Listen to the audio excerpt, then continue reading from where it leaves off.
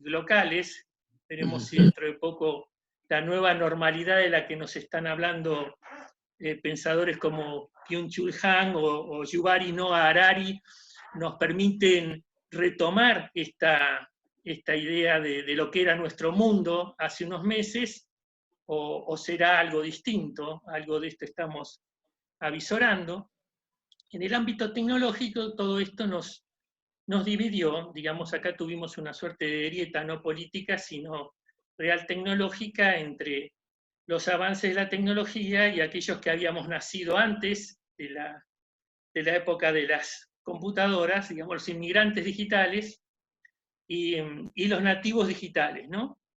Y en este mundo de inmigrantes digitales y nativos digitales se nos requiere con más o menos velocidad que nos pongamos al tanto, los inmigrantes digitales, de este tipo de cosas, de que de a poco aparece la economía, digamos, digital y desaparece la economía analógica o del efectivo, y hoy vemos a nuestros viejos penando porque para ellos es toda una hazaña tomar una tarjeta de débito o de crédito y usarla, ¿no? Y a nosotros como padres, bueno, los padres un poco más jóvenes que yo, nos dicen que tenemos que hacer control parental cuando en términos generales el problema es que tenemos menos conocimiento del rubro tecnológico que el usuario. Entonces supuestamente vamos a controlar al usuario, al que le tenemos que preguntar cómo hacemos para controlarlo, ¿no? Que también, por cierto,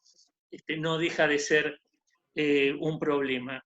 En este mundo vinculado a la tecnología aparecen entonces nuevos medios de comunicación, aparecen nuevos lenguajes, incluso aparecen nuevas enfermedades, aparecen nuevos trastornos de déficit de atención con o sin hiperactividad, y también, ¿por qué no?, aparecen nuevas modalidades de agresión. No nuevas agresiones, nuevas modalidades. Es decir, las agresiones ya estaban antes, nada más que requerían del contacto físico para hacerlo. Hoy vemos cómo se habla habitualmente del problema del ciberbullying o del ciberodio, o los problemas de acoso online. Bueno, acosadores hubo siempre, gente que molestaba al otro hubo siempre, gente que odia hubo, hay y habrá. Lo que pasa es que ahora la tecnología permite que la capacidad de impacto que tiene sea mayor, ¿no? Entonces, bueno, todas estas cosas están pasando, ¿eh? Y en el derecho de fondo penal nosotros tenemos que analizar cómo llegar a regular adecuadamente todas estas cuestiones. Y también pasa en el ámbito de lo procesal penal, que no se queda fuera de esto, ¿no? Hasta no hace tanto tiempo, digamos que la intervención penal era algo que estaba atado a la existencia de una sospecha suficiente de que había sucedido una conducta delictiva o que estaba por suceder una. Digamos, la sospecha de la comisión de un delito o la verificación de la comisión de un delito era aquello que justificaba una intervención penal. Sin embargo, puede decirse sin temor a error que el nuevo bienio vino signado por una nueva configuración para la intervención del derecho penal. Y hay un divorcio bastante interesante entre aquello de lo que siguen hablando nuestras normas, nuestros códigos procesales, y lo que pasa, y la realidad, ¿no? Y esto es lo que llevó a que John Fervale, el actual presidente de la Asociación Internacional de Derecho Penal, la IDP, el profesor de Utrecht, que tuvimos la suerte de que nos visitara varias veces en Mar del Plata, hablara de la existencia de un nuevo derecho penal que es un derecho penal sin sospecha. un derecho penal en el que, sobre texto de la averiguación de la posible existencia de delitos graves y la necesidad de hacer una búsqueda proactiva respecto de ellos, se establece un nuevo umbral para las intervenciones que implican ciertamente medidas coactivas.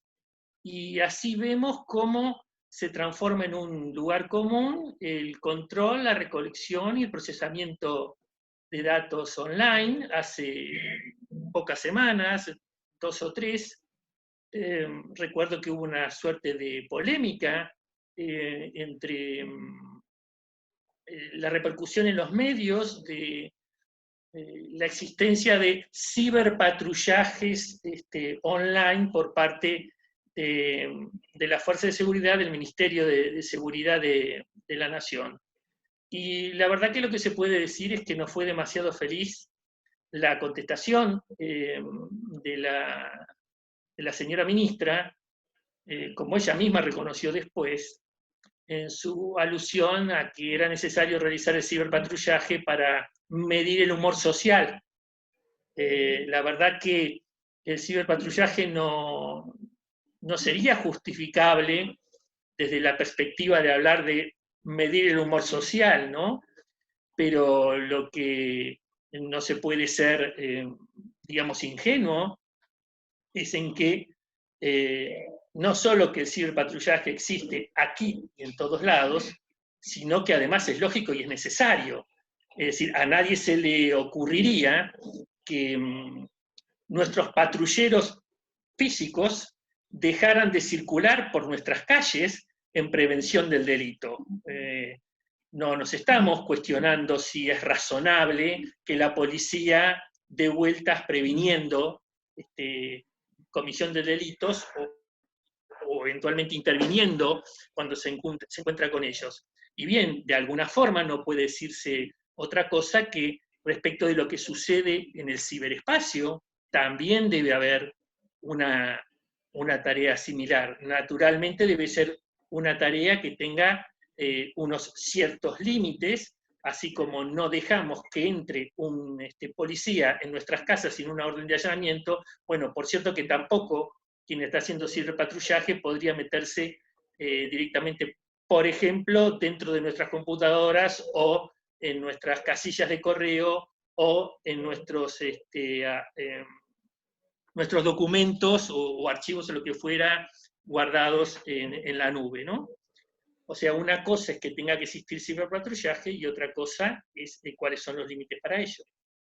También convivimos naturalmente con todo el tema de la videovigilancia, ¿no? Estamos acostumbrados ahora a que haya cámaras por todos lados. E incluso se podría decir que pareciera que ninguna fuerza política, cuando hace su oferta electoral en términos de proyectos de seguridad, omite indicar que va a poner más cámaras en algún lugar y con alguna característica o calidad singular, porque pareciera que todo pasa por la necesidad de que más y más nos filmen.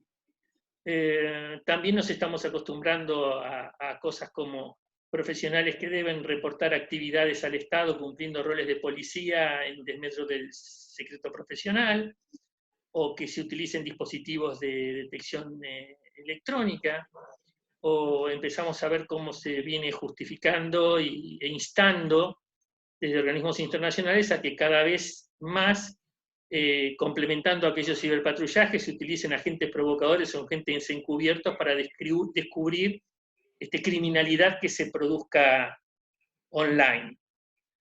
Es decir, ha pasado bastante tiempo desde aquella discusión de hace unas 3 décadas entre Peter Grabowski y David Wall acerca de si esto que nos estaba pasando era, como decía Grabowski, vino viejo en botella nueva, o como decía Wall, vino nuevo sin botella, imagen que era mucho más preocupante, ¿no? Sigo creyendo, pasado el tiempo, que tenía razón Grabowski, que este es vino viejo en botella nueva, pero hay que estudiar bien la botella. Y hay que ver cómo se comporta el vino dentro de esta botella, que ese, bueno, pues bien es otro asunto, ¿no? La informática se ha ido desarrollando aceleradamente desde que apareciera allí en los años 40 la que se llamó primer generación de desarrollo, ¿no? Cada generación se vinculó básicamente a un salto de orden tecnológico, a la aparición de algo nuevo que cambiaba la perspectiva de rendimiento de la herramienta en función de ello, ¿no? Y así pasamos de válvulas a transistores, de transistores a circuitos integrados, de allí a microprocesadores. De allí a que los 80 llegó el momento de la interconectividad o intercomunicabilidad, con la historia que todos conocemos del nacimiento de Internet. Y probablemente hoy en día, en este nuevo milenio, estemos atravesando una nueva fase, la fase de la inteligencia artificial, que estamos viendo cómo nos ofrece una serie de novedades a las que también va a tener que prestar atención el derecho en general y el derecho penal en particular, ¿no? Hoy vemos como avances de tecnología y de procesamiento de datos e inteligencia artificial nos están permitiendo que aquellos que tenemos un poco más de 50, o digamos unos casi 60, teníamos una serie que mirábamos que se llamaba El hombre biónico, el $6 Million Man, donde un astronauta accidentado le reemplazaban varios de sus miembros y un ojo por piezas robóticas.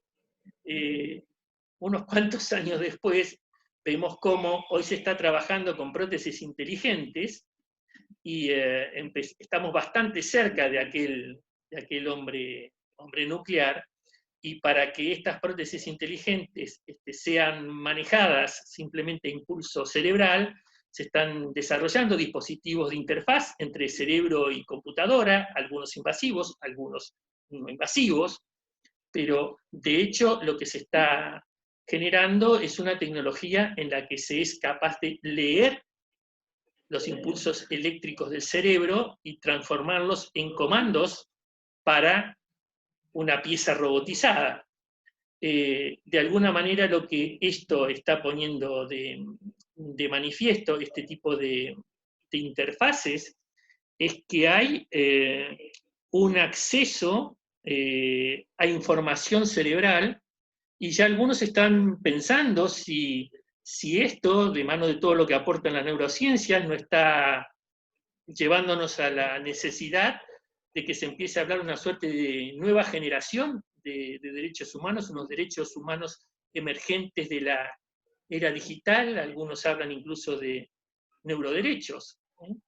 También vemos qué es lo que pasa con los problemas de robótica y atribución de resultados lesivos.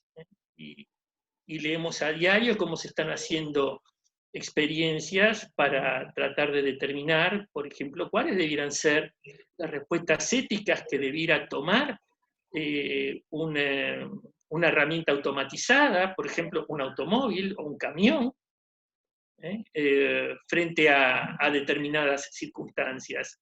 Hoy por hoy, por ejemplo, en Gran Bretaña se están haciendo cuestionarios para tratar de reflejar en la programación cuál es la respuesta ética imperante en una determinada sociedad frente a un X conflicto. O para decirlo en términos burdos pero claros, si yo tengo un camión que está transportando mercadería y ese camión no tiene un conductor físico, sino que se maneja simplemente por un programa, de pronto puede verse frente a un conflicto o un eventual accidente con la opción de que de un lado tiene, no sé, un nene de 5 años y del otro lado tiene un anciano, y el sistema tiene que elegir, como elegiría una persona física, hacia dónde tira el coche. y entonces tenemos que programar y definir qué es lo que como sociedad nos parece la respuesta ética del programa. ¿Qué debiera hacerse? ¿Pisar al chico de 5 años o pisar al viejo?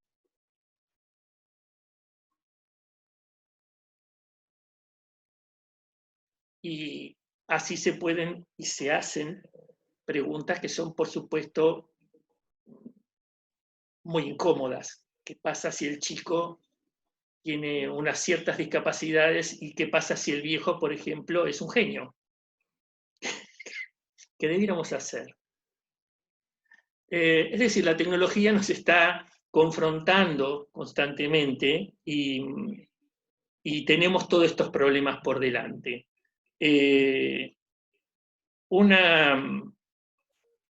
Podríamos decir, suerte de reproducción de la idea de los códigos napoleónicos del juez aplicador directo del derecho sin capacidad de interpretación, el juez que únicamente debiera hacer lo que el literal de la norma manda, el juez que únicamente debiera limitarse a una interpretación gramatical a lo sumo, y no pasarse de allí, este juez automático. ¿Qué tan lejos estamos del juez robot? Pareciera que no tanto. Es cierto, como dice Daniel Pastor, que hablar hoy de jueces robot parece tan loco como hace 35 o 40 años podía parecer hablar de cajeros automáticos. Y sin embargo, allí están. Hace poco se publicó, hace unas pocas semanas, una noticia de que en Estonia, una de las repúblicas bálticas, tiene un nivel de informatización y tecnología altísimo, altísimo, y están a punto de largar para fin de año la primera experiencia piloto de jueces robot. Es decir, grandes bases de datos que son provistas de la información sobre los modos en que habitualmente se resuelven pequeños conflictos y que estarían en condiciones, digamos, de dar respuesta, en la prueba piloto sería, para que intervengan en juicios de hasta 7.000 euros de contenido patrimonial. Y lo que habría en todo caso sería una apelación ante un tradicional juez persona humana, en caso de insatisfacción con la solución que proporcionaría el juez robot. No es tan loco, ¿no? Como dice Pastor, todo el sistema hoy de telemultas, de telefotos, de multas de los autos, ¿qué es? Una simplificación entre adquisición de la prueba con la verificación del hecho, subsunción típica y atribución de sanción. Y si no nos gusta lo que dice la fotomulta, podemos discutirlo con un juez físico. Eso sí, tratan de tentarnos a que no molestemos al juez físico ofreciéndonos un 50% de descuento en caso de que nos conformemos con la fotomulta. Recientemente publicó, a fin del año pasado, un libro bastante interesante, un libro chiquito, Pastor con Heissener, donde hablan de estas cosas. También explican una experiencia que hicieron acerca de desarrollar un programa que, por ejemplo, permitiera solucionar el cálculo de la extinción de la acción penal. Y entonces pusieron una serie de problemas que sometieron a la máquina, al programa, y a sus estudiantes de grado y posgrado.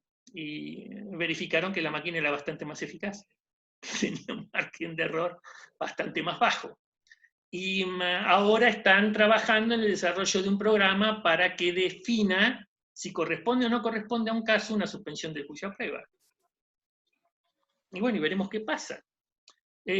Tal vez en algún caso habría que hacerse cargo que no se trata de reemplazar simplemente al juez físico, por lo menos hasta que me jubile me interesaría que no lo reemplacen.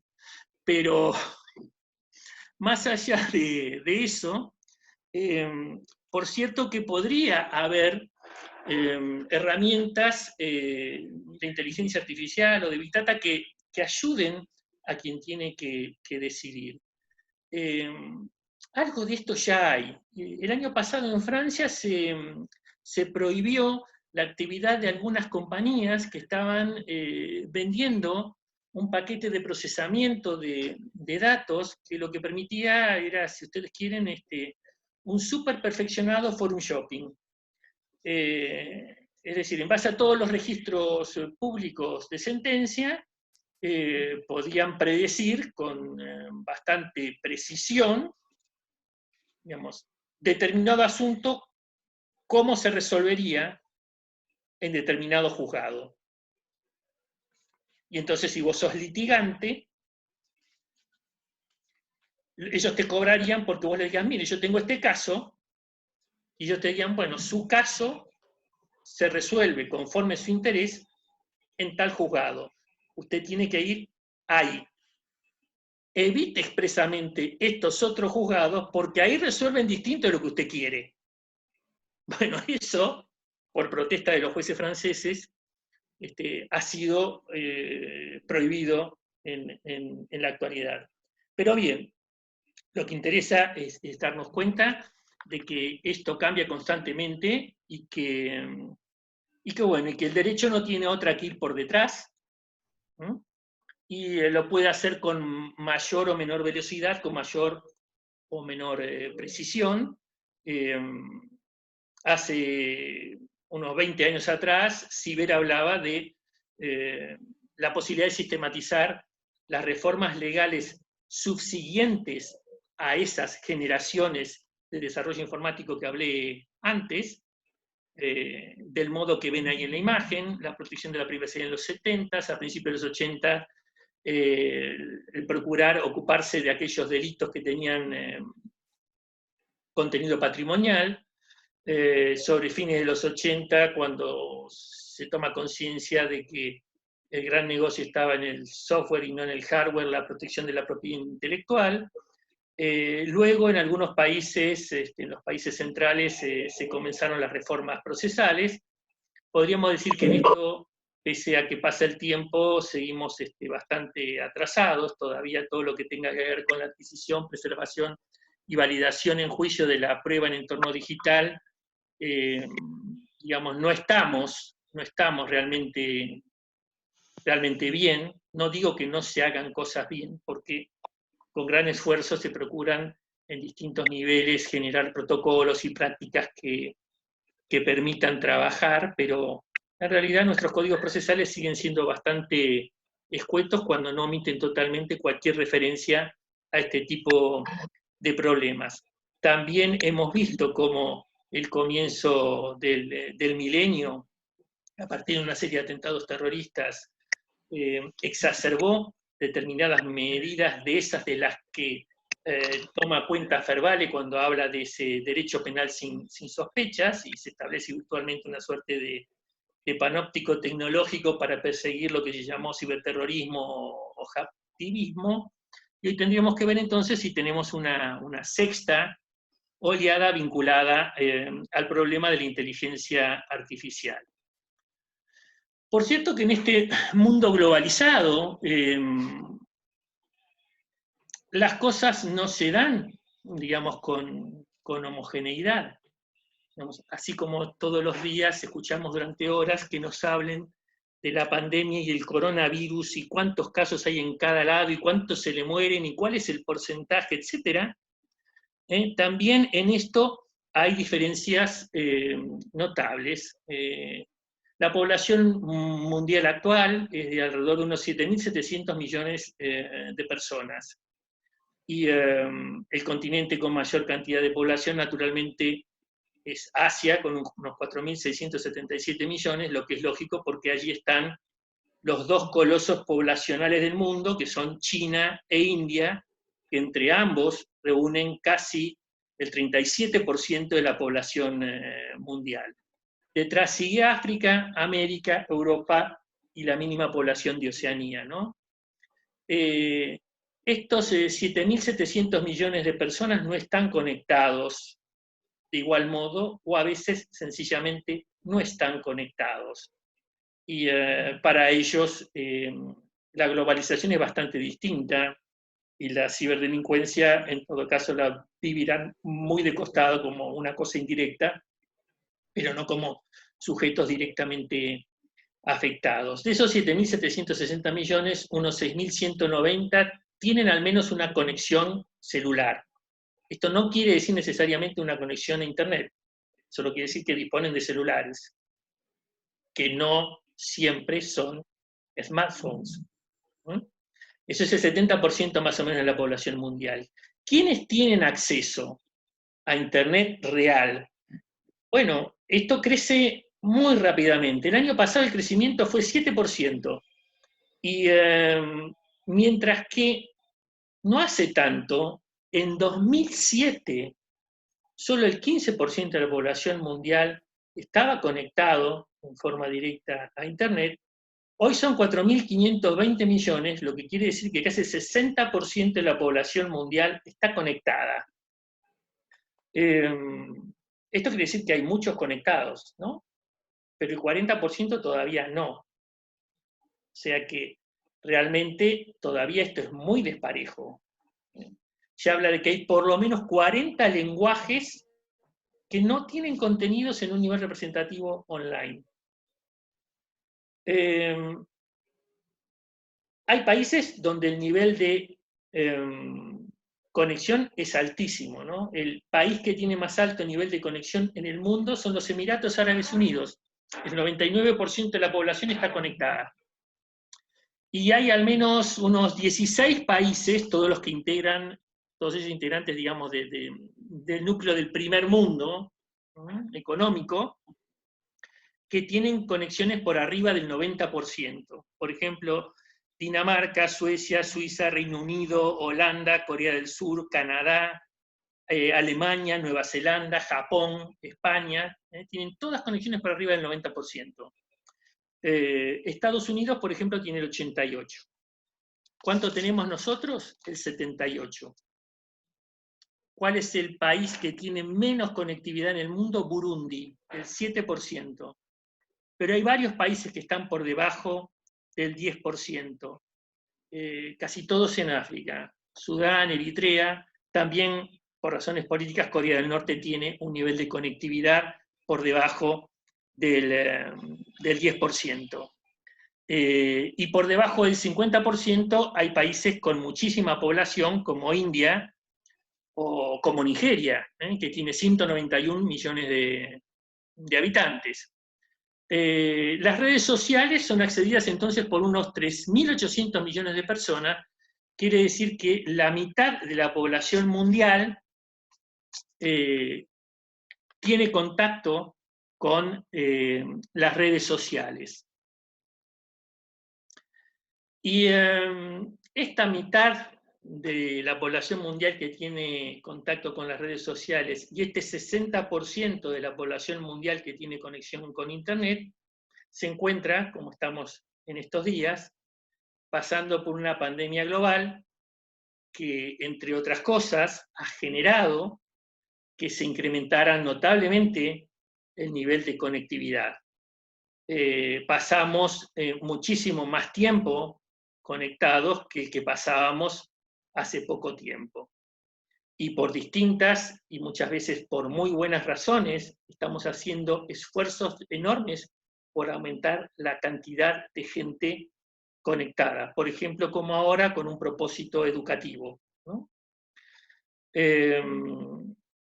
Entonces, hay una realidad de perogrullo. Nunca nos pusimos de acuerdo en que existiera una definición de ciberdelito, que pudiéramos decir que hay algo distinto del delito tradicional, de lo que entendimos históricamente por delito, que mereciera entonces llamarse ciberdelito, pero en lo que siempre hubo consenso es que la informática era un factor criminógeno. Es decir, el medio tecnológico propiciaba la aparición de nuevas modalidades de ataques a distintos bienes jurídicos cuyas afectaciones podían interesar al derecho penal.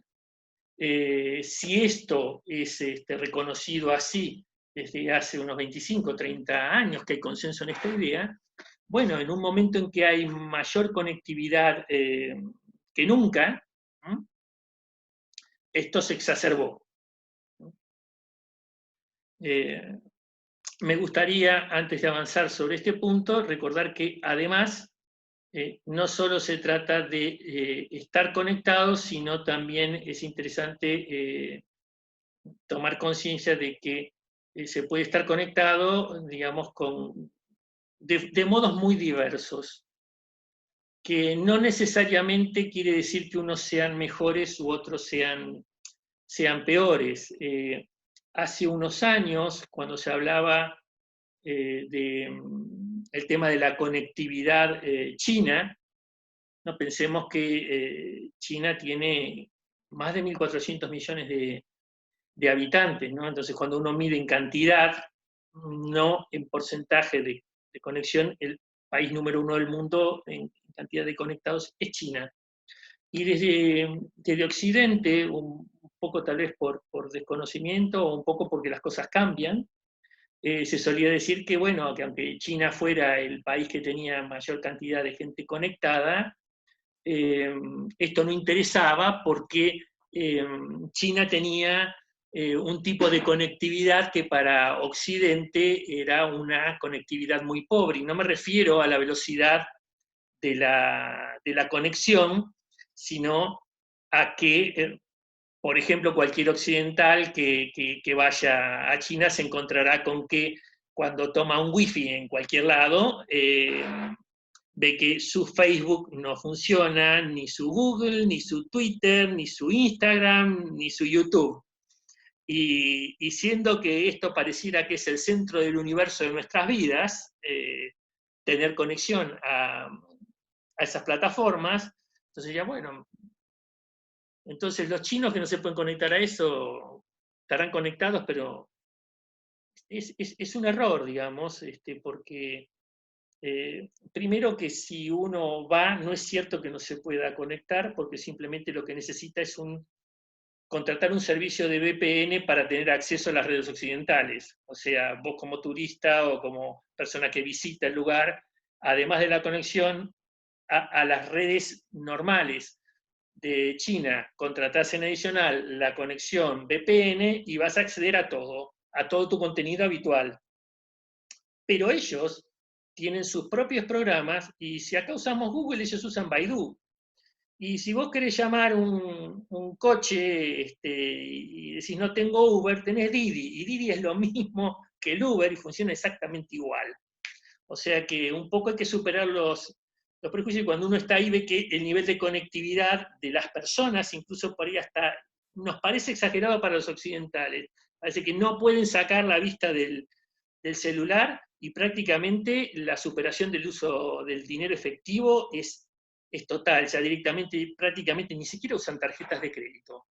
El celular se usa para todo y con códigos QR pagan todo. O sea que el nivel de conectividad es muy alto. Bien, y de calidad.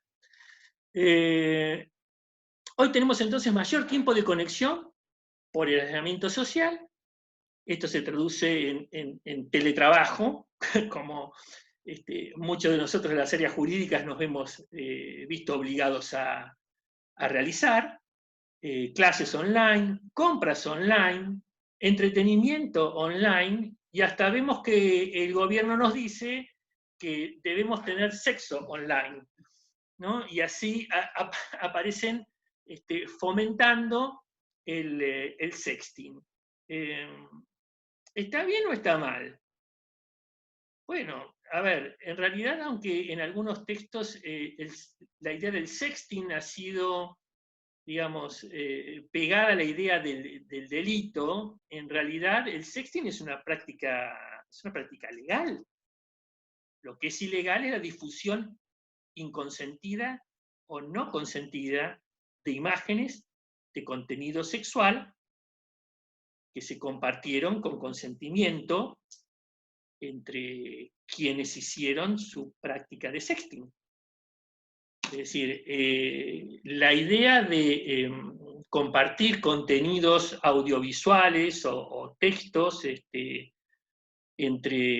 forma consensual entre aquellas personas que pueden practicar su actividad sexual sin ningún tipo de restricciones, me refiero, en nuestra sociedad sería aquellos que tienen más de 16, ¿no? El hecho de que lo realicen es perfectamente legal y no está diciendo nada raro. El gobierno cuando dice, bueno, hay que buscarle la vuelta a esto, utilicen esta modalidad de sexo virtual. Tal vez lo que ha faltado por parte del gobierno es alguna campaña que diga cuáles son las prevenciones que hay que tener para realizar ese tipo de prácticas, y que no son nada más que, por ejemplo, tener confianza en que el otro no va a compartir ese contenido que le estoy mandando el día que se pelee conmigo, ¿no?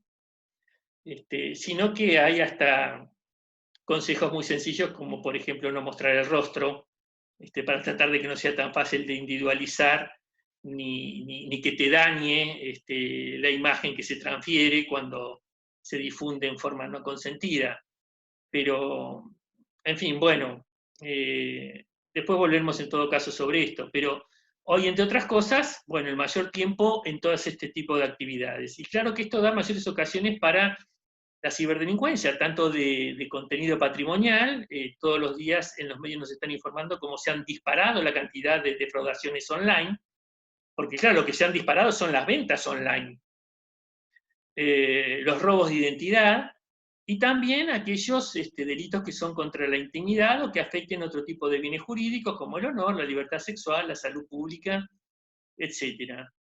Y también en este universo de inmigrantes y nativos digitales hay también víctimas preferentes o víctimas de mayor vulnerabilidad, ¿no? Por supuesto que los inmigrantes digitales son víctimas de mayor vulnerabilidad. Es mucho más fácil que ellos, por sus escasos conocimientos de manejo tecnológico, puedan cometer errores, digamos. Se crean un cuento del tío en versión digital, confundan un pedido real de su banco de actualizar sus claves a través de un link, más allá de que el banco les diga una y mil veces, mire, nunca le vamos a pedir a usted que los datos los brinde online. Pero bueno, nuestros adultos mayores muchas veces vemos que tienen este problema. También los niños, niñas y adolescentes son víctimas preferentes. Y ellos, aunque sean nativos digitales y nazcan con pulgares extraordinarios que se mueven a una velocidad increíble sobre el teclado, cosa que veo en mis hijas o en mis sobrinos, y de lo cual yo soy un negado, como la mayoría de ustedes, es con un dedo tecleando, ¿no? Y esto de estar así y sin mirar y poder escribir un texto y mandarlo no forma parte de mi universo, pero el de ellos sí. Claro que es un universo en el que ellos que han reemplazado la plaza por la habitación con la computadora, que desarrollan su socialidad, su personalidad, su vinculación con los otros, en la forma que lo estamos haciendo de pronto nosotros ahora, online, que ya no dan vueltas a la manzana ni juegan en la hamaca, muchas veces tienen esa facilidad de intuitivamente comprender cómo funcionan los programas y las aplicaciones, las usan indiscriminadamente. Los adultos no somos demasiado capaces de controlarlos.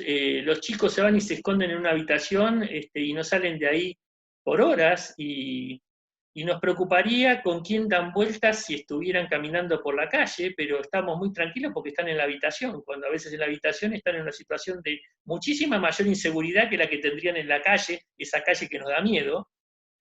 Y a veces, no sé si por ciertos impulsos narcisistas o por qué, nosotros mismos como mayores exponemos indebidamente a nuestros hijos, y vemos cómo los padres no paran de poner online contenidos con imágenes y con videos de lo que hacen sus sus nenes y no saben qué va a pasar después con esas imágenes. Y inclusive, tal vez cuando esos nenes crezcan les hagan un cargo bastante duro por haber expuesto su niñez de manera tan impúdica delante de todos. ¿A quién cuernos le interesaba ver mi culito, no? Por decirlo groseramente, pero para que se entienda. Y también vemos cómo es un nuevo espacio, un espacio bastante, donde con bastante intensidad se ve violencia de género y violencia intrafamiliar. Es decir, todo esto pasa y se está potenciando. Hoy se habla, por ejemplo, de victimización infantil sexual online y vemos cómo hasta se presentan clasificaciones que distinguen entre la explotación sexual comercial, la solicitud sexual, la exposición a contenido sexual. Podemos ver que ahí no tienen problemas de tipicidad hoy entre nosotros, pero que otras sí.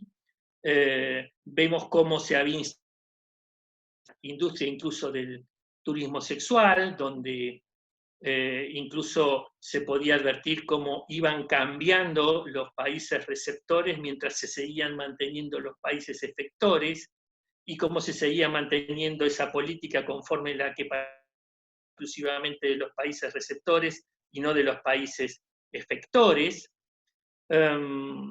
Vemos cómo las redes ofrecen un nuevo espacio para distintas formas de violencia contra la mujer, llamada también e-violence o ciberviolencia contra la mujer, algunas de sus variantes como la violencia de control, digamos, todas las perspectivas de distintos tipos de acoso. Cuando se hace algún catálogo de aquellas conductas que más habitualmente se presentarían dentro de este tipo de violencia, vemos cómo estaría, por ejemplo, esta pornografía involuntaria o no consensual, el revenge porn, la extorsión sexual, el acoso sexual infantil, la difusión no consentida de imágenes íntimas.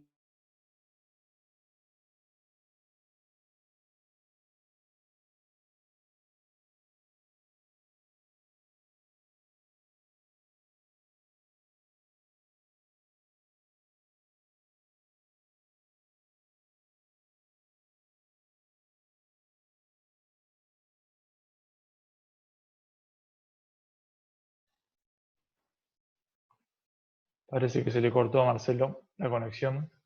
Vamos a ver si se vuelve a conectar.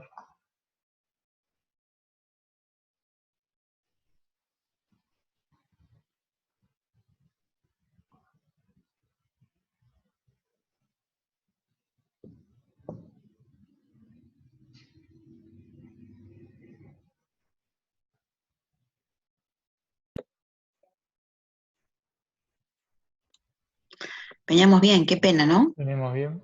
No lo veo entrando. No.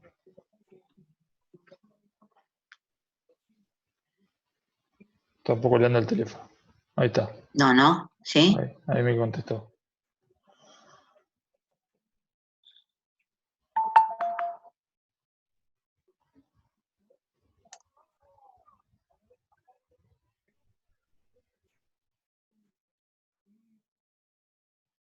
Estoy intentando entrar otra vez, ¿eh?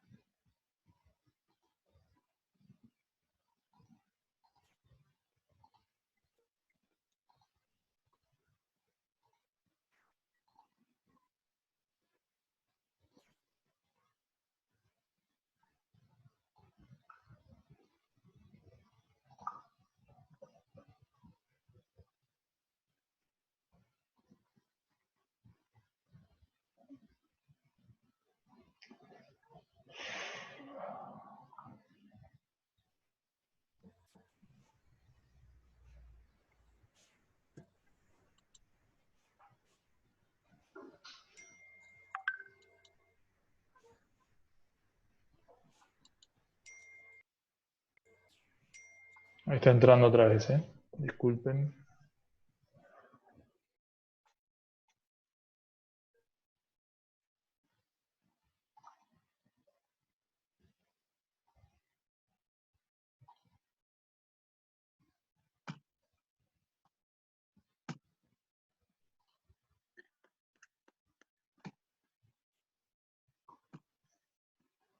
Hola Marcelo, ¿Ahí estamos? ahí estamos. Bueno, si la doctora Lociro quiere que no hable más, que me diga, no me corten así. Fue ella la que te Yo cortó. termino la conferencia, no hay problema. Es brava, Marcelo, es brava. Bueno, juro que son muy Pero pocos vos sabés minutos que más, yo ya te quiero estamos. mucho, nunca haría una cosa así, jamás. Bueno, nada, entonces lo que les estaba diciendo es que si ustedes miran allí, los números en blanco son los números del artículo vigente del Código Penal argentino, los números en celeste son de una propuesta de reforma de Código Penal que tal vez es poco probable que salga, que finalmente progrese, lo que no quiere decir que no progresen la propuesta de estos tipos penales, porque tal vez puede hacerse un nuevo parche, ¿no? Y también allí hay una precisión adicional sobre todo lo que serían distintas modalidades de acoso, ¿no? En alguno de estos casos, uno puede ver una novedad bastante interesante el año pasado, en el ámbito de la Ciudad Autónoma de Buenos Aires, donde se modificó el Código Contravencional, y entonces se incorporaron por esta ley 6128 una serie de tipos contravencionales vinculados a estas cuestiones, un capítulo 5 llamado de la identidad digital de las personas, donde se reguló, fíjense, por ejemplo, el hostigamiento digital, naturalmente como figura contravencional residual, ¿no? Siempre y cuando no constituyera delito, y hoy, claro, no constituye delito en general porque no está tipificado, salvo cuando va de la mano de coacciones, otro tipo de conductas más graves, ¿no? Pero fíjense que ahí se tipifica contravencionalmente a quien intimide o hostigue a otro mediante el uso de cualquier medio digital. Y que sobre el final se deja a salvo naturalmente el ejercicio del derecho a la libertad de expresión, aquello que pudiera constituir el ejercicio de la libertad de expresión no sería tipificado. Hay una serie de severizantes para ese tipo de conducta. También se estableció una contravención de suplantación digital de identidad, ¿no? También se estableció con sus agravantes, y la difusión no autorizada de imágenes o grabaciones íntimas, digamos, subsecuente posible del sexting, también se tipificó a nivel contravencional. En la propuesta del Código Penal que tiene Estado parlamentario, también hay una tipificación que sigue más o menos lo que es el 197.7 del Código Penal español en la reforma de 2015, pero allí marqué, después mírenlo con detalle, algunas frases un tanto problemáticas, ¿no? El tema del consentimiento de la víctima para la difusión siendo menor de 17 años no será considerado válido. No sé, pareciera que si vos podés ejercer tu sexualidad libremente a partir de los 16, no se entiende muy bien por qué estarías limitado a no poder dar consentimiento para que se comparta con un tercero una imagen de contenido sexual tuya. Sería un ámbito para discutirlo, ¿no? Y también dice allí que no podrá alegarse el consentimiento de la víctima en la generación del contenido como un modo de defensa. Es decir, el hecho de que quien difunde sin consentimiento venga a decir, bueno, pero fue ella que me lo mandó o fue él que me lo mandó, y esta imagen que hay de los dos la tomamos de común acuerdo, así que el consentimiento en la obtención del material a mí me va a liberar de culpa. No, eso no. También hay una cláusula de dejar a salvo el ejercicio del derecho a la libertad de expresión. Y para ir cerrando, esto que por supuesto es un paneo muy, muy rápido dentro de un espacio acotado, desde tiempo atrás se viene planteando como, de alguna manera, la idea de controlar el delito con medios tecnológicos o el delito que sucede en la red, se transforma en un modo de profundizar, si se quiere, lo que sería el control social. Y tal vez como estos filósofos de coreano que viven en Alemania, o el filósofo israelí, o sea, Han o Harari, vienen llamando la atención, digamos, utilizo su mención porque son de aquellos cuya palabra ha tenido mayor repercusión en los medios periodísticos tradicionales. Se viene viendo como el control de la pandemia también puede ser utilizado como un modo de acentuar el control social. Frente a esa discusión, en la que naturalmente no vamos a entrar ahora, acerca de cuál es la mejor forma de controlar la pandemia, se llamó la atención muchas veces sobre lo que sería un modelo particularmente exitoso por lo veloz y lo eficaz, como fue lo acontecido en Corea del Sur, ¿no? Y habitualmente se ha presentado lo que sucedió en Corea del Sur como un modelo en el que se hizo hincapié en un agresivo rastreo de contactos, digamos que se trataba de ubicar rápidamente quiénes fueron los contactos de cada contagiado para examinarlos y aislarlos. Y además que cada persona que había estado en contacto con estos contagiados recibía en su celular una alerta, un mensaje de alerta que le indicaba la existencia de este contacto. Esto naturalmente lo que ponía de manifiesto es que había un nivel de control muy fuerte sobre todo lo que estaba haciendo la población. El dibujito que ven allí en el medio, abajo, en esa imagen, es la propaganda de la aplicación Self-Quarantine Safety Protection, desarrollada por el Ministerio de Interior y Seguridad del gobierno de Corea del Sur, que se usó para que cada ciudadano hiciera una mecánica de autodiagnóstico, de evaluación, con lo que de inmediato el gobierno coreano dispuso de información sobre cómo estaban cada uno de sus ciudadanos, y esa aplicación también se utilizó como un canal de información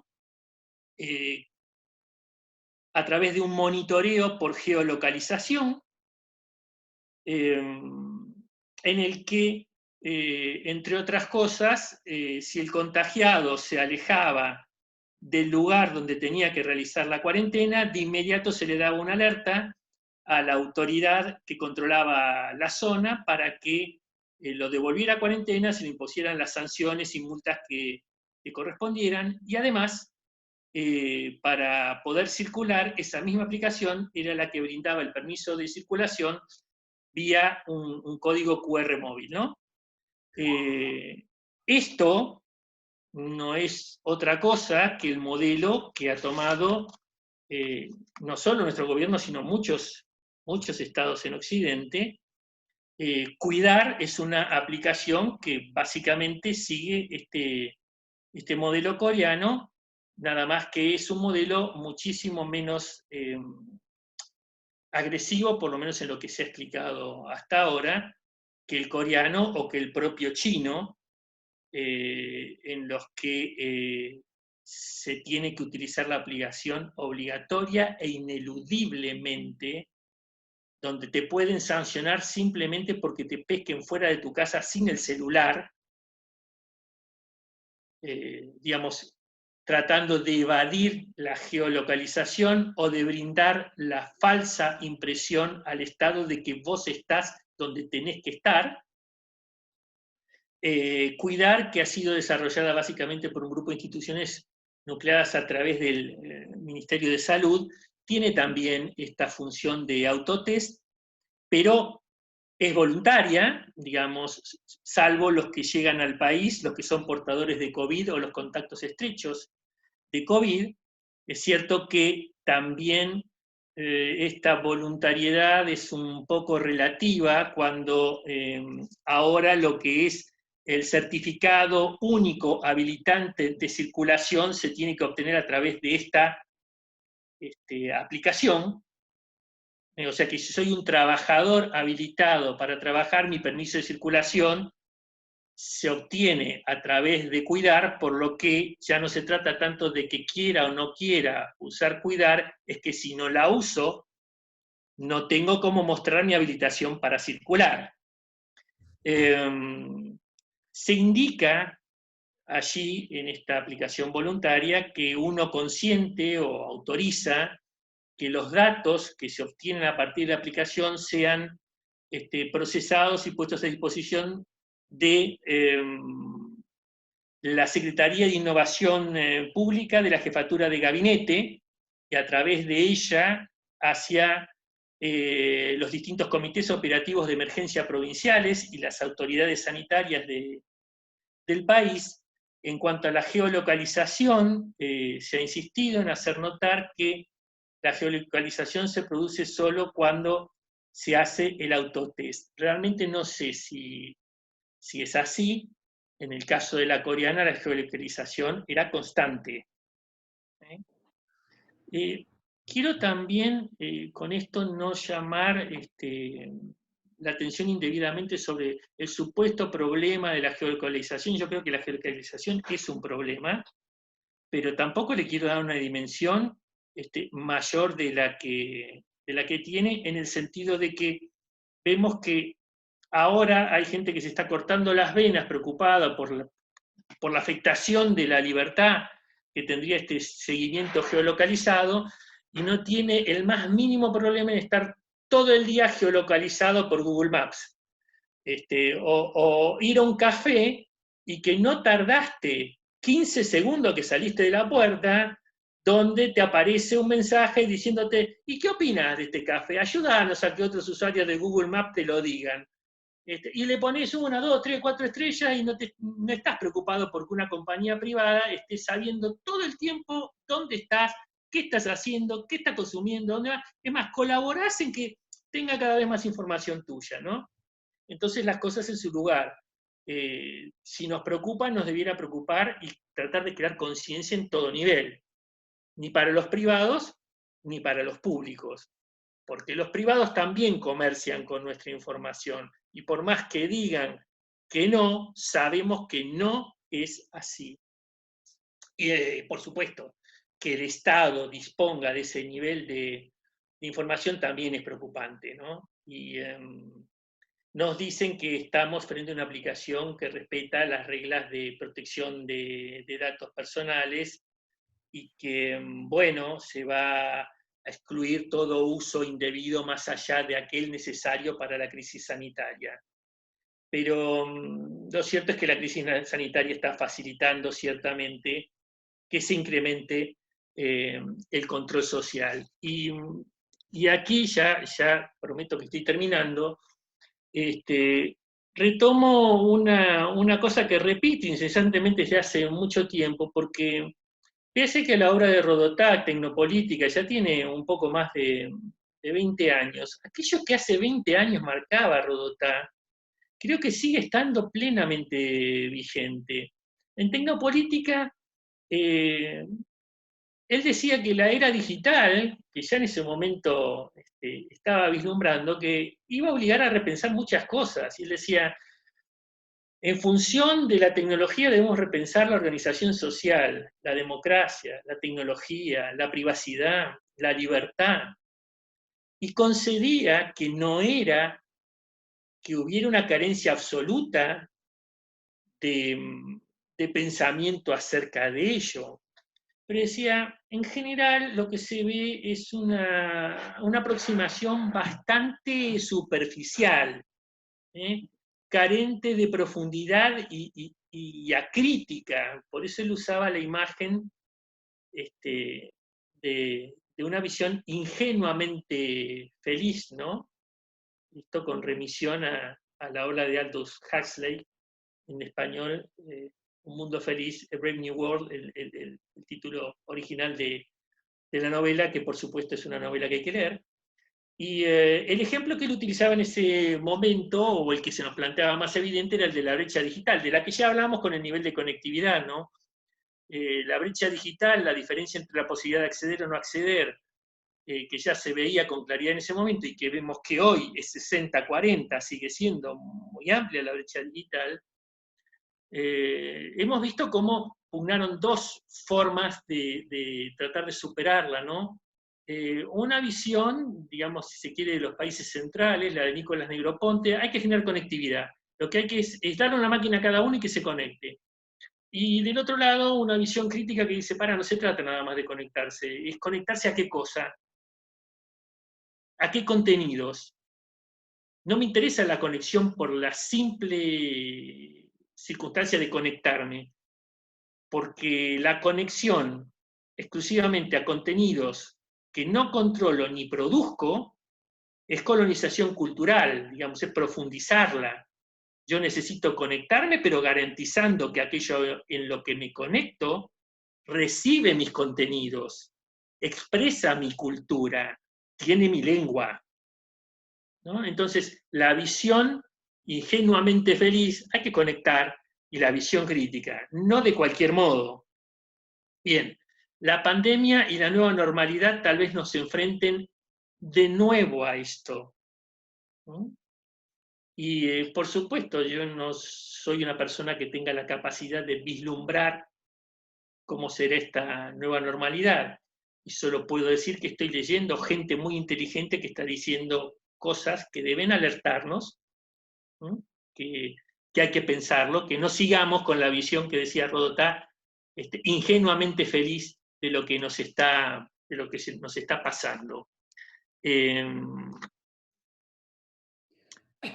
La idea de que de hace tiempo estamos viviendo un panóptico, pero que ya no es el panóptico de Bentham de la cárcel, ni es el panóptico laboral del Fordismo y del Taylorismo, sino que estamos viviendo un estado panóptico, se viene acentuando justamente sobre pretexto de tomar medidas necesarias para hoy controlar una situación sanitaria. Mañana no sé qué será, pero lo que sin duda se produce, como dijo Rex Whitaker, hace también unos 20 años, el nuevo panóptico es un panóptico descentralizado y consensual. Y esto es lo más peligroso de ese panóptico, ¿no? El gran hermano ya no tiene trabajo, no hay alguien que desde un punto mira, sino que nos atraviesan miradas de todos lados, y además pareciera que estamos absolutamente favorables a colaborar con que nos controlen. Y esto lo patetizaba Hassemer cuando decía, estamos viviendo un mundo en el que estoy dispuesto a cambiar libertad por seguridad. El pretexto del delito, el sentirme seguro, me hace pensar que me conviene ceder parcelas de libertad con tal de sentirme seguro. Bueno, ahora sería el estar sano. ¿Cuánto de mi libertad estoy dispuesto a ceder para seguir sano? Para no correr riesgos de estar enfermo. Otro punto de estos de la nueva normalidad que se nos acerca que debemos pensar.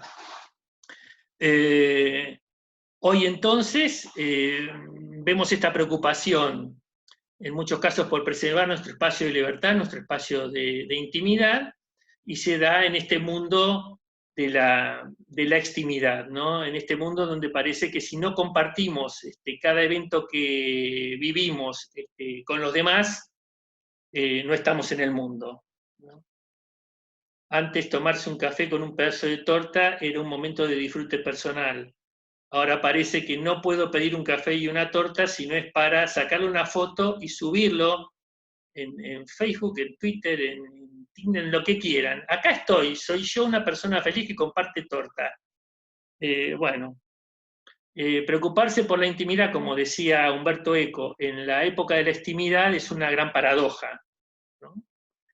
Y él lo marcaba muy, muy crudamente, digamos, las redes sociales se han transformado en un lugar donde el tonto de la cuadra ahora grita con megáfono, y donde exponemos impúdicamente todo lo que sería parte aquello que antes formaba el espacio de mi casa, mi castillo, lo que hacía entre cuatro puertas, lo que hacía para mí y para mi núcleo íntimo, no para el universo. Bueno, eso ahora se mueve distinto y tenemos un par de temas que prestar atención, que son, por ejemplo, cómo nos monitorean en el espacio privado o cómo nos videovigilan en el espacio público. Y esto no ha pasado por alto a nuestra propia Corte Suprema, ¿no? Cuando ha redefinido qué entendemos por intimidad hoy día, al viejo concepto brindado en Ponseti de Balbín acerca de qué era el derecho a la intimidad, la Corte le ha adicionado que ahora, dice, en la era de las computadoras, el derecho a la intimidad ya no se reduce a excluir a los terceros de la zona de reserva, sino que se traduce en la facultad del sujeto de controlar la información personal que de él figura en los registros, archivos y bancos de datos. Bien, estamos colaborando constantemente a que haya información nuestra en registros, archivos y bancos de datos. Estamos constantemente dando información sensible sin demasiada conciencia de lo que estamos haciendo.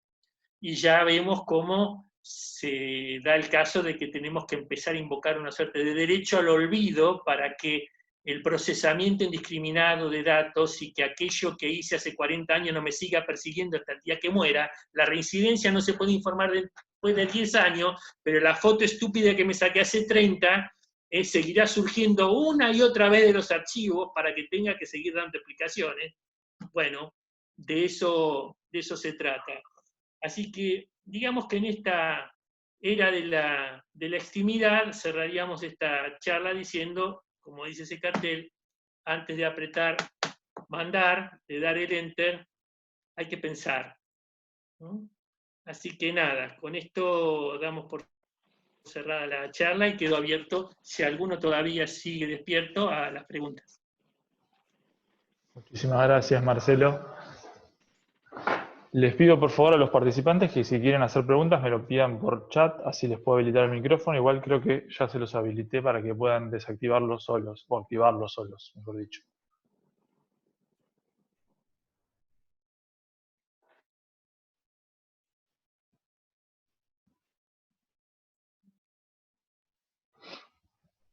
Si no hay ninguna pregunta, quería hacer yo una consulta al doctor Ricker. Adelante, doctor Taza. Bueno, buenas tardes a todos. Marcelo. Bueno, hola Alejandro, qué gusto verte. Igualmente, muy esclarecedora la charla, toda la perspectiva que nos diste acerca de estas nuevas modalidades, ¿no? Mi pregunta era de carácter personal, y más que nada atendiendo a la legislación de Cava que vos citabas. No sé si me escucha bien porque hay un televisor. Hay otro sonido que ingresó. Siempre está denunciando desde el principio y yo quise... Ahí lo silencié, perdón. Ajá. Ahí está. No, mi pregunta estaba basada a nivel personal. ¿Qué opinabas vos si todas estas nuevas modalidades de delitos cibernéticos deberían ser contemplados por el Código Penal o te parece mejor el modelo Cava relacionado con una contravención, como vos bien citabas en las disposiciones legales que aparecían en las últimas reformas a ese sistema normativo, ¿no? Desde un punto de vista personal y en su caso, en el caso de que fuera necesario incluirlo en el Código Penal, ¿con qué parámetros lo harías? Desde un punto de vista personal. Sí, a ver, yo en su momento, digamos, discutí bastante que fuera necesario que el acceso ilegítimo simple hacking, fuera delito. O sea, a mí me parecía que alcanzaba con que fuera una contravención. Porque esto incluso cuando en Estados Unidos se reguló como delito, se reconoció que se lo usaba introduciéndolo como delito barrera.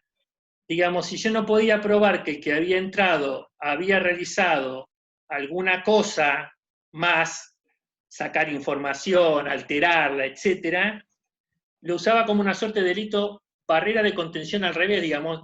Una vez que probaba que habías entrado, si no probaba que habías hecho dañoso dentro de un sistema, te penaba por solo entrar. Digamos, lo que nosotros llamamos una figura residual. Ahora, a mí me parece que desde el punto de vista del principio de lesividad, digamos, de la ofensividad, podríamos encontrarnos con que muchas de estas conductas, como las que previó el Código de la Ciudad Autónoma de Buenos Aires, podrían funcionar bien allí. Sobre todo si seguimos con esa tendencia de nuestro legislador que identifica exclusivamente como pena a la de prisión. Si estuviéramos dispuestos a incorporar delitos que tuvieran estas contravenciones de la cava, por ejemplo, fueran al Código Penal con penas muy bajas, que fueran básicamente patrimoniales, trabajos comunitarios, etcétera, que no usáramos la privación de libertad como la respuesta al conflicto penal, me parece que no habría problema en tenerse en el Código Penal. El asunto es que cuando la llevas al Código Penal, de inmediato le ponen penas. Y además, les ponen penas altas. Y además, cuando se las ponen altas, aunque se dan cuenta que son altas, no son capaces de ir atrás y corregirlas una vez que se incorporaron. Y para no hacer larga la respuesta, me refiero, por ejemplo, al grooming. Es decir, en el 131 resulta que la punición de un acto preparatorio, que si se realizara en el mundo físico no sería delito, se le da la misma pena, con mirada en abstracto, que al abuso sexual simple. O sea, yo, pedófilo, trato de establecer contacto con un menor para tener un abuso sexual. Y el tener contacto telemático con esa finalidad tiene la misma pena que si efectivamente cometo el abuso sexual simple, lo que es un despropósito. Y cuando vos ves cómo lo proyectan en el entre comillas, nuevo Código Penal de la Comisión de Borinsky, y he tenido oportunidad de hablar con la gente de la comisión y hacerles notar que esto estaba mal, dicen, bueno, no, pero no se puede bajar. Dice, pero ahora le pusieron más pena todavía, sí, porque lo que pasa es que subimos la pena del abuso sexual simple, entonces la mantuvimos igual, también subimos la de grooming. O sea, cuando vos te das cuenta que la cosa político-criminalmente funciona tan mal, entonces te lleva a pensar que, mira, si pudiéramos probar primero con la contención contravencional, no en todas, pero por lo menos en alguna de estas cosas, para mí estaría bien. Bien, muchas gracias. Coincido también contigo. He leído tu artículo del grooming.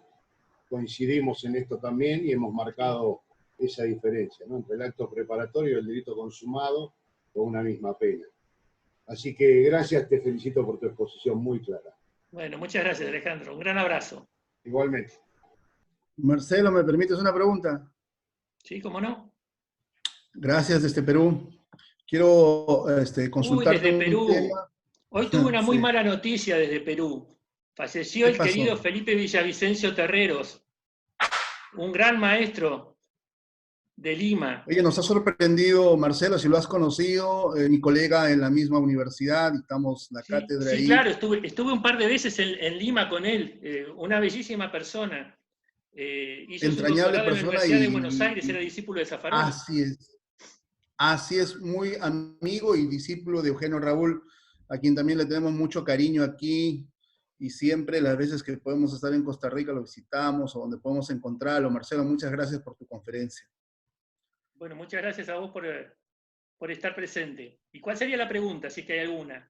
Sí, el 12 de mayo del 2017, a nivel mundial, casi 150 países y millones de computadoras fueron infectadas por este virus, el WannaCry, que tenía esa forma de hacer inaccesibles todos los archivos, y pedían como rescate el pago de millones de dólares, pero para ello se requería el uso de las criptomonedas, en este caso concreto el Bitcoin. Sí. Y no solo eso de las criptomonedas, que en efecto no hay una legislación, por si acaso en el Perú, relativamente clara en cuanto a la protección de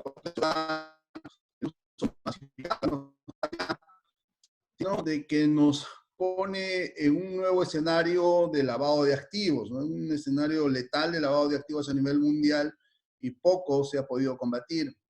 Marcelo, la pregunta es en ambos casos referidos al WannaCry o al malware o que ya es una cuestión más sofisticada del phishing. ¿Cómo consideras que se debe aplicar el tema de la aplicación espacial o territorial de la ley penal en cuanto a esta clase de delitos o del cibercrimen? Y si crees que en qué manera influye el uso de criptomonedas, caso concreto el Bitcoin, en este nuevo escenario, no solo de cibercrimen, sino también de lavado de activos. Gracias por tu respuesta, Marcelo. Bueno, te mando un gran saludo y bien, si sos cercano a gente vinculada a Felipe, por supuesto te pido por favor que hagas llegar mi saludo a la familia por esta pérdida. Y a tus preguntas, sí, hay bastante consenso en todos los interesados en estos temas acerca de que las criptomonedas se han demostrado como un medio singularmente útil para la realización de varios delitos contra el orden socioeconómico y financiero, entre otros lavado de activos de origen ilícito o la financiación del terrorismo, etc. Es decir, las criptomonedas, por sus singulares características de tratarse de modos de valor no vinculados a un banco central, y por la utilidad que tuvieron a partir de la tecnología que usan esta blockchain, bueno, parecen ser llamadas a poder jugar un papel importante dentro de esto, y pareciera que en ese sentido se necesita regulación. Ahora, el tema de la aplicación de la ley penal en el espacio, en un caso como el WannaCry, bueno, es que no tenemos demasiado en claro cómo se puede solucionar este tema. La propia Convención de Budapest, en el artículo que se refiere a la cuestión de la aplicación de la ley en relación al espacio, realmente no da una solución, no da una respuesta.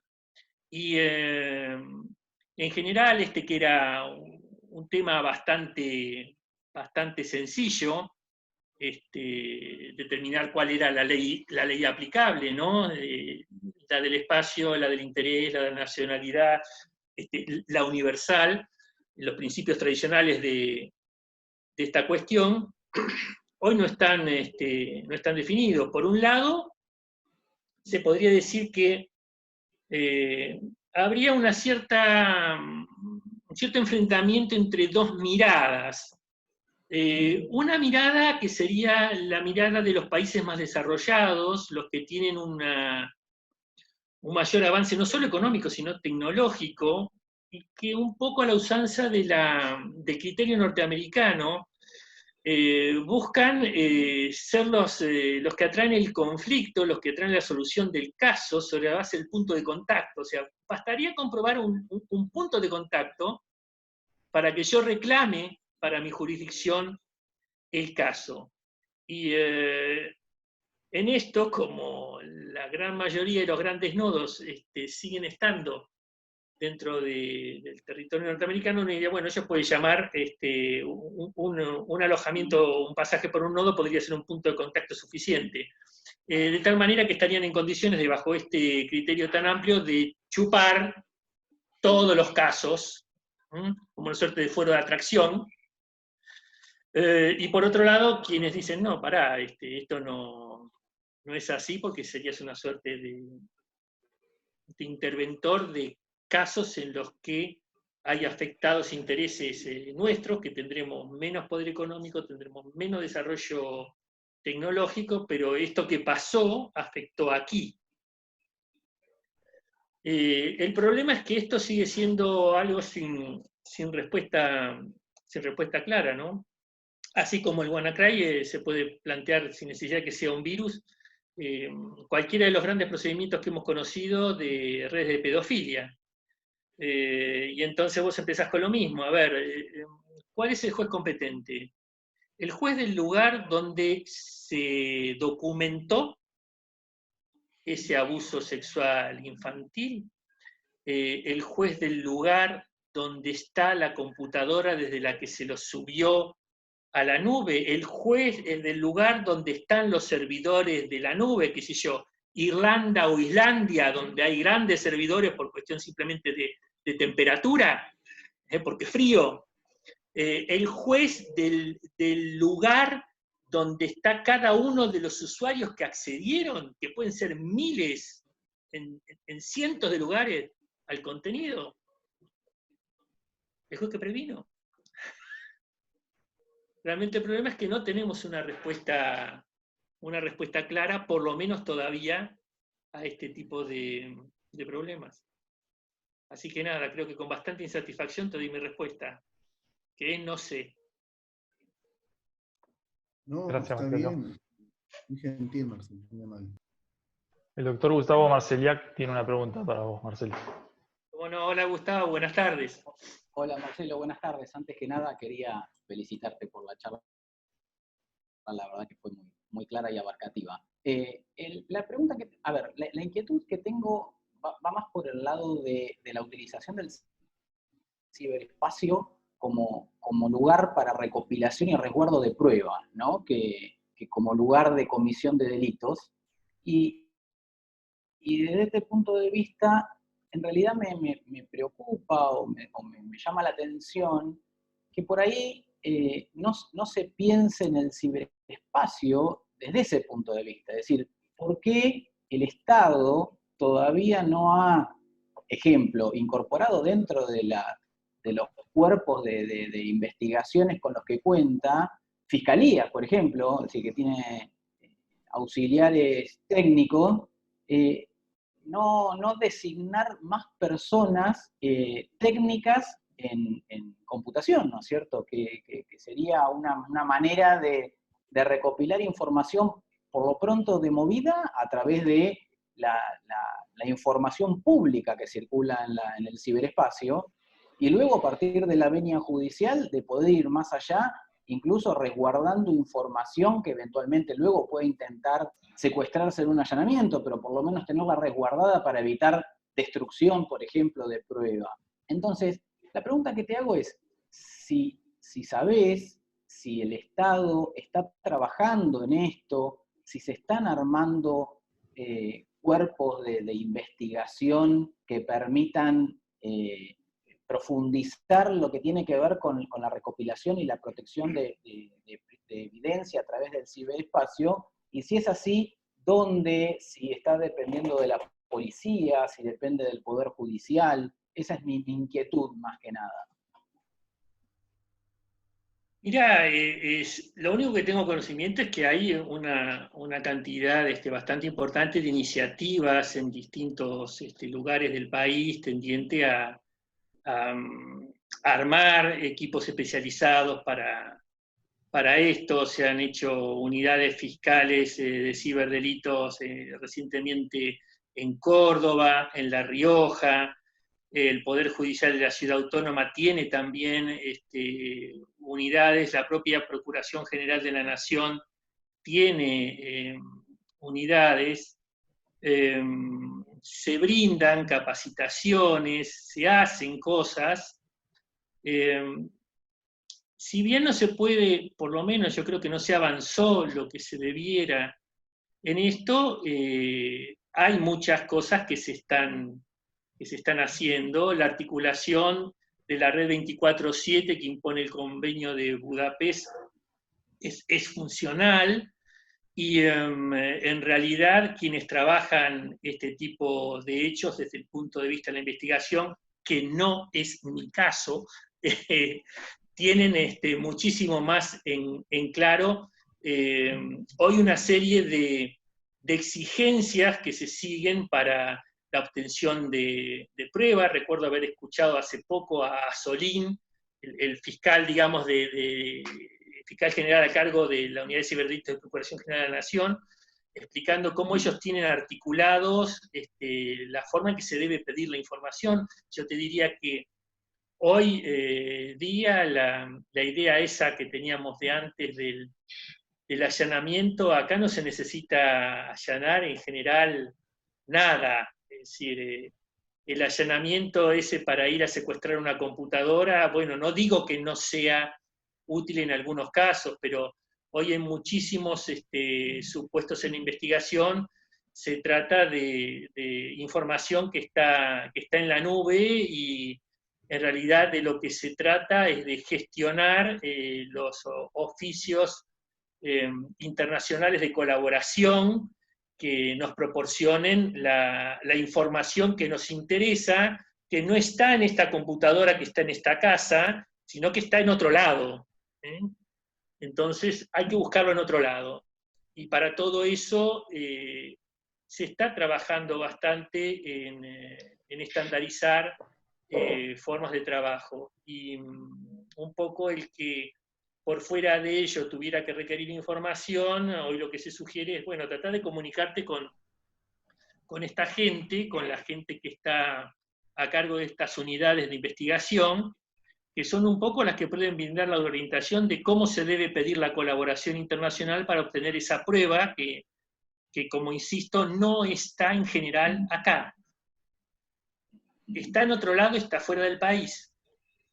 De hecho, el no tener demasiado en claro eso es lo que obstaculiza muchas veces que se logre llegar a elementos que son de interés para poder resolver un caso.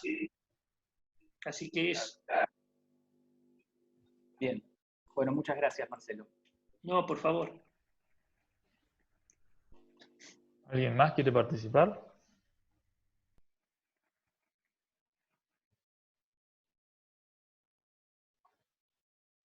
Titi, ¿estás hablando? Sí, me parece que hay una pregunta pendiente de Alejandro Ocio. Fíjate, me parece, ¿no? Alejandro. Y así como no respetar a nosotros, es importante que nosotros podamos dejarnos activos. También hay profesionales que incluso colocan cámaras trampa para captar imágenes de animales poco se desconectó. No sé, no, acá está la... bien. Alejandro, ahí le habilité el micrófono. No le funciona el micrófono. La había hecho por escrito. ¿Podés ver, Marcelo, la pregunta? Podés No, no leerla, estoy viendo acá. Está en chat, abajo.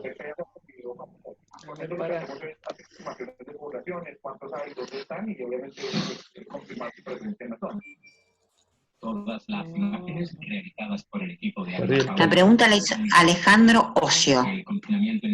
¿La ves, Titi, la pregunta vos para leerla? Sí, claro.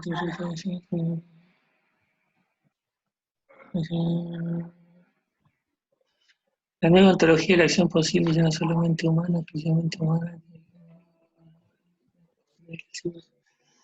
Todas las esperanzas están puestas en encontrar la vacuna que acabe con la COVID-19. Pero, y hasta que llegue... Bueno, realmente, digamos, para la pregunta de Alejandro Ocio, que supongo que los demás la están leyendo también ahora, sinceramente no tengo respuesta. No me puse jamás a pensar todavía acerca de la necesidad de reelaborar un concepto de acción en el caso de inteligencia artificial, inteligencia humana asistida, robótica, etc. Es decir, desde mi aproximación muy primaria al tema, yo no tengo ningún empacho en confesar que no he profundizado el tema de inteligencia artificial. Lamentablemente me hubiera gustado hacer el año pasado el curso que se organizó dentro de la facultad, que tuve las mejores de las opiniones recogí acerca de ese curso, y que ahora vi que salió un libro por Hammurabi que recoge los trabajos de ese curso. Vamos a tener una segunda parte del curso, Marcelo. ¿Cómo? Así puedes participar. Que en realidad desde la Secretaría de Posgrado quedó muy, muy expuesto el tema de la inteligencia artificial, la gente se mostró muy interesada y la idea era abrir un nuevo curso de posgrado sobre inteligencia artificial ahora este año, Así que bueno, estimo yo que ni bien podamos, vamos a volver con el tema.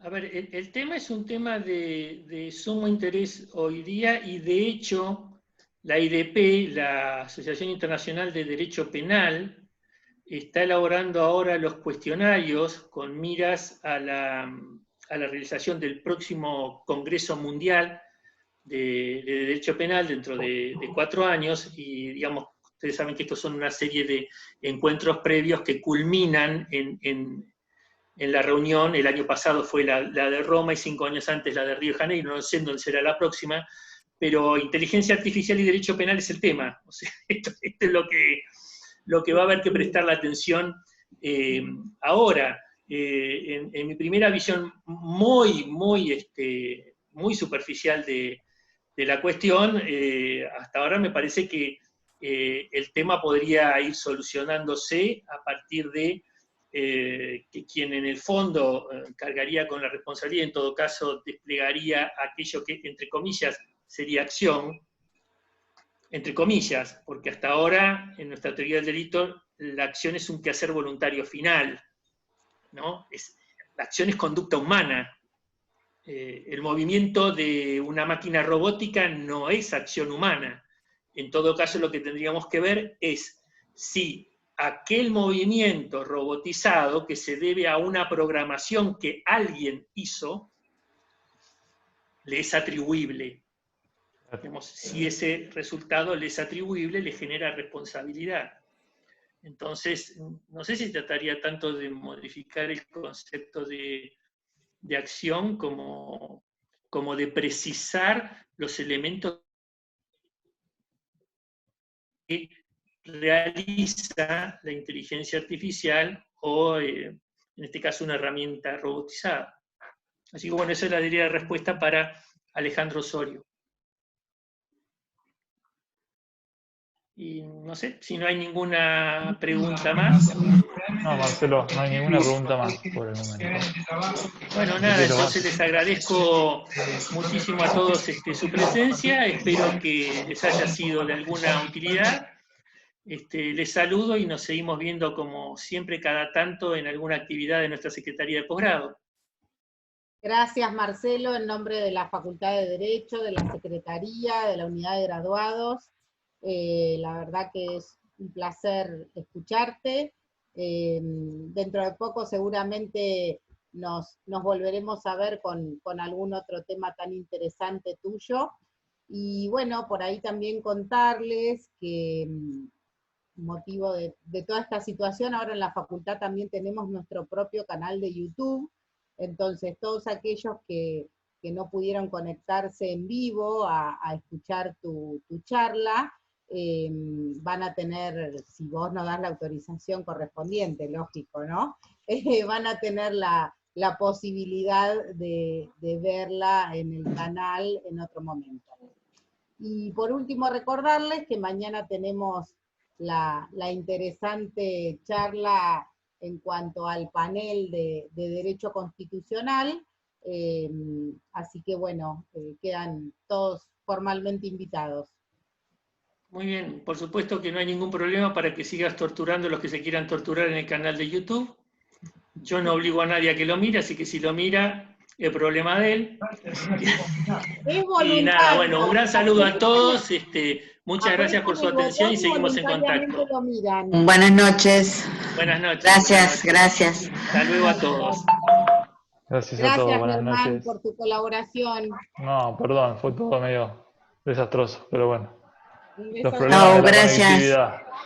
Superados. Gracias, Chau, chau. Chau, chau. Gracias, Marcelo. Gracias a todos, nos vemos. Chau. Gracias, excelente conversación, cuídense.